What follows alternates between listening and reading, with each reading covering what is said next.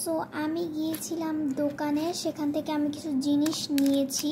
তার মধ্যে আছে কিছু গ্লিটার পেপার, একটা হচ্ছে বেগুনি রঙের, তারপর হচ্ছে এটা সবুজ কালারের, তারপর হচ্ছে হলুদ রঙের, একদম লাস্টে এটা একটু ডিপ পিঙ্ক কালার, মানে মেজেন্টা না কি জানি না, মানে এরকম পিঙ্ক একটা শেড। তারপর নিচে কালার পেপার, এটার মধ্যে অনেকগুলো কালার আছে। তারপর হচ্ছে এই কালারসগুলো, এই যে কিছু কালার, এই যে আরও আছে। আসলে এই কালারগুলো কেনার আমার অনেক দিন ধরেই শখ ছিল, আজকে কিনেই নিলাম আমি এই কালারগুলোকে। এই যে ফেব্রিক অ্যাক্রিলিক কালার। তারপর হচ্ছে সবচেয়ে ভাইরাল একটা জিনিস, সেটা হচ্ছে সুপার লাইট ক্লে। এই ক্লেটা অনেক ভাইরাল, সেটার মধ্যে 3টা টুল এবং 12টা কালারের ক্লে থাকে, সবাই জানো।